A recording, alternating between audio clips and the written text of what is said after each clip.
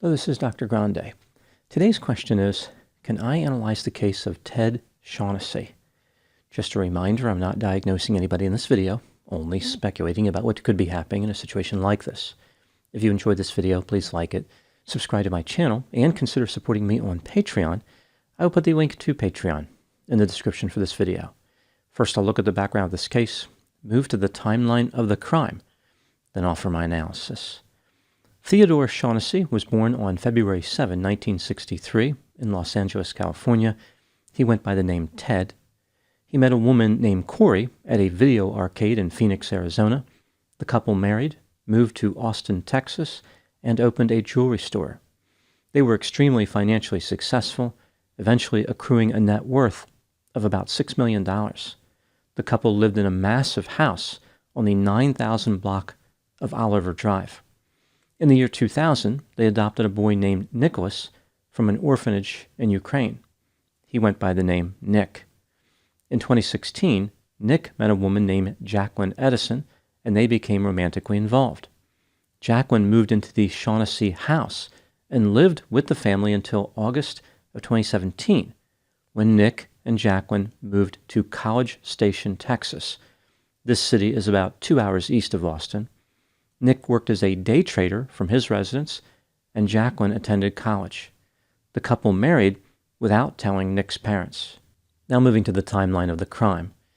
On March 2, 2018, Ted and Corey Shaughnessy were asleep in their home when their two Rottweilers started barking at around 4:30 a.m.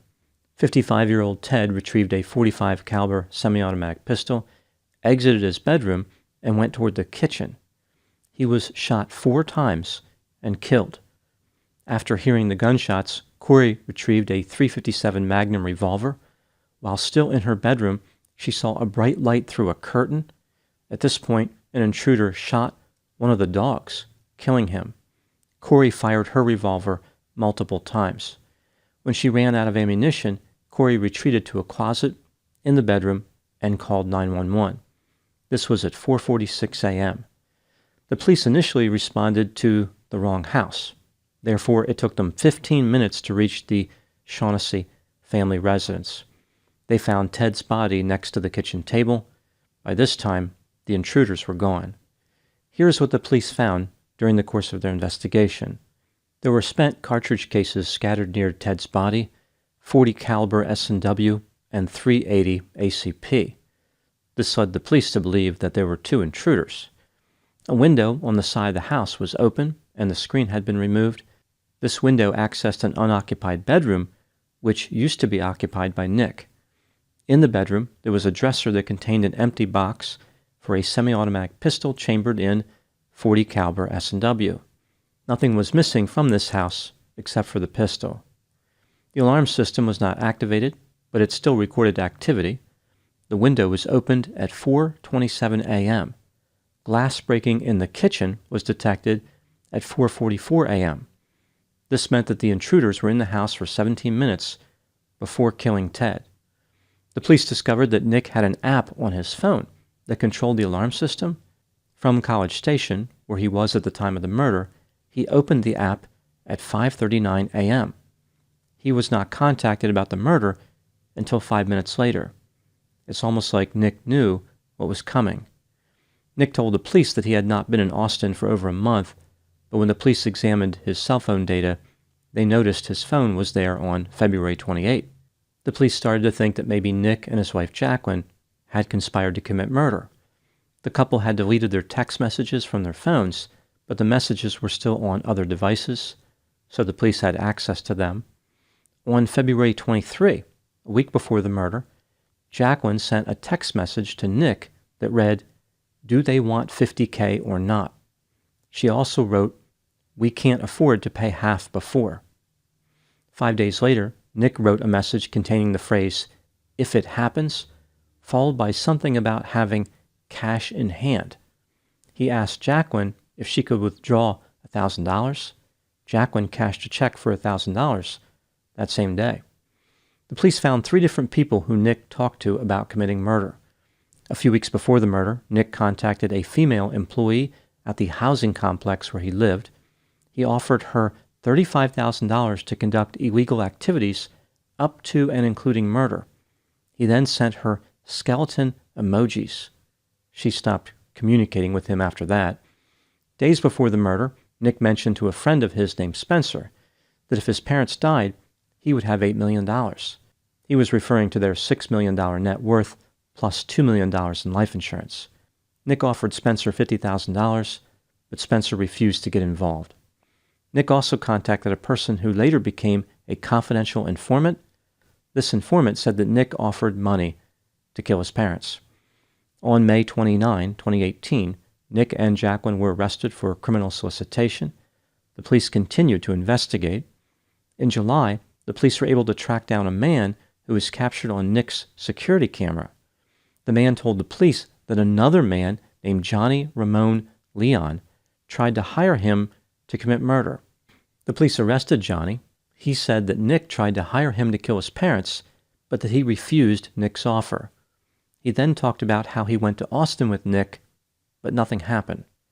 The police noticed that right before the murder, Johnny exchanged text messages with a man named Arian Smith. They interviewed Arian. He denied involvement, but later confessed that he murdered Ted. He used Ted's own .40 caliber pistol to kill him. Arian asked the police for the death penalty. The state had more than just the word of Arian. As it turns out, Jacqueline wasn't too happy sitting in jail. She turned on Nick and was released on a reduced bond. The state offered a plea bargain to Nick, Johnny, and Arian. They could plead guilty to murder and receive 35 years in prison. All three men took the deal and pleaded guilty in April 2021. Jacqueline was given a different plea bargain, one that has been criticized as extremely generous. In June of 2023, Jacqueline pleaded guilty to conspiracy to commit capital murder, but this was under a deferred adjudication. She will not have a conviction on her record as long as she completes her sentence. Jacqueline was sentenced to just 120 days in jail, plus 2 days in jail a year for 10 years. These days are to be served on the anniversary of Ted's murder. In addition, she must complete 10 years of probation. If she violates the conditions of her probation, Jacqueline could spend up to 20 years in prison. On October 17, 2023, Jacqueline Edison was released from jail. At some point, she divorced Nick, probably because of the murder part. Now moving to my analysis. Here are my thoughts on a few areas that stood out to me in this case. Item number 1. Nick was interviewed in prison by the media. He felt as though Jacqueline was an equal partner in the murder, therefore her sentence was not fair. Here was his explanation for the crime.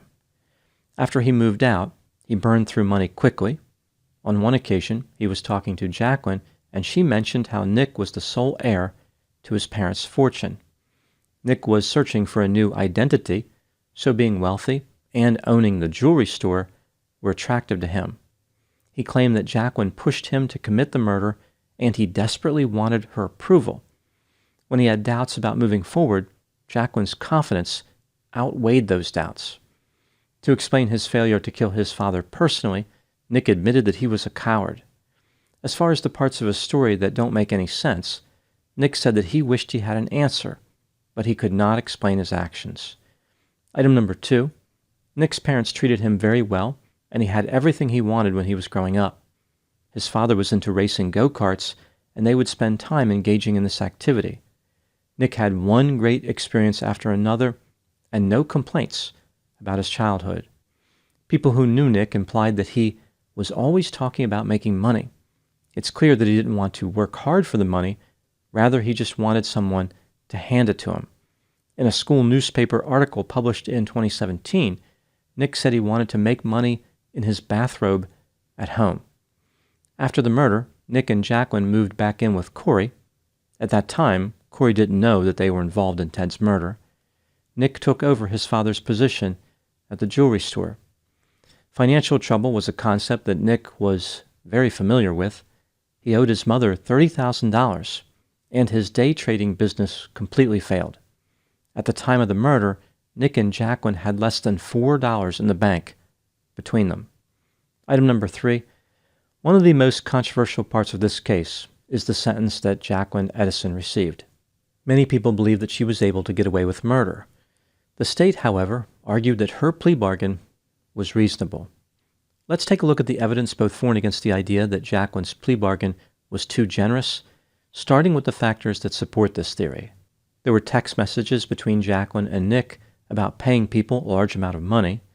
Jacqueline cashed a check for $1,000 at Nick's request. Nick's mother, Corey, said that Jacqueline picked out a car which was going to be purchased with money gained from the murder. Jacqueline was going to give this car to her mother. This makes it seem like Jacqueline supported the murder plot. The informant who Nick offered money to indicated that Jacqueline had a shocked look on her face when Nick made the offer. Nick then explained to Jacqueline that the informant already knew about the murder plot. Jacqueline's story about how Nick justified the murder doesn't make much sense. She told the police that shortly after she married Nick, he asked her if she would stay with him if he murdered someone. He then talked about how Ted was depressed, and killing him would end that. Nick wanted to kill Corey as well because she couldn't live without Ted. Any reasonable person would know that Nick was lying about his motive and would reject the idea of murder either way. Jacqueline should have contacted the authorities immediately. Now moving to the factors that contradict the idea that Jacqueline's plea bargain was too generous. The police indicated that Jacqueline never communicated with Johnny or Arian. She did not orchestrate the murder. Jacqueline did nothing to stop Nick from moving forward, but she did not help him either. The prosecution said that the investigation revealed information that reduced Jacqueline's culpability. She also provided them with important information. Jacqueline told the media that she thought her sentence accurately reflected her level of involvement. When considering all the evidence, was the plea bargain that Jacqueline received too generous? In my opinion, it probably was if the prosecution had access to all the evidence in this case, but the state did not have that much of a case against Jacqueline when she started cooperating. They would have had trouble convicting her of conspiracy. Maybe they could have convicted her of failing to report a felony or something like that, but she did not play any meaningful part in the murder plot. Essentially, both the prosecution and the police had to concede that Jacqueline wasn't really involved. Item number 4, what do I think happened in this case? This is just a theory, my opinion. Nick Shaughnessy was reckless, envious, greedy, hedonistic, lazy, impulsive, irresponsible, materialistic, self-centered, and had a sense of entitlement. He thought that he could be successful on his own, but quickly found himself in financial trouble. In order to avoid hard work, he came up with the idea of killing his parents and taking everything they had. He tried to convince himself that his parents would be better off dead. Jacqueline didn't help Nick, but she liked the idea of being wealthy. Nick interpreted her neutral stance as pressure to commit the crime.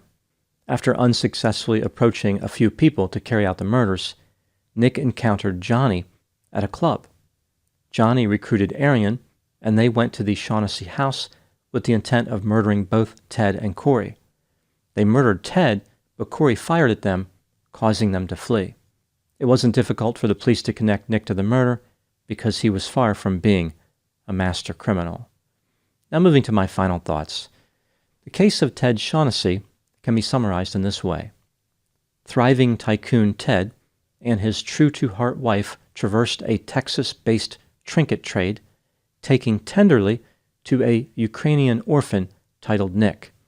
As a tenant in their mansion, Nick tasted both the triumph of privilege and the turmoil of envy toward his caretakers. Transitioning through terrestrial thresholds, thoughts of triumph tangled in Nick's temporal train as he trod toward the turbulent tide of financial tribulation. Triggering a tumultuous turn, Nick enlisted 2 Terminators to target his treasure by taking out his tutors. Ted met a tragic end, but Nick's mother tackled the transpiring turmoil and triumphed. In the terminal twist, Nick and his tandem team were sentenced to a 35-year term. Those are my thoughts on the case of Ted Shaughnessy. Please put any opinions and thoughts in the comment section. They always generate an interesting dialogue. As always, I hope you found my analysis of this topic to be informative. Thanks for watching.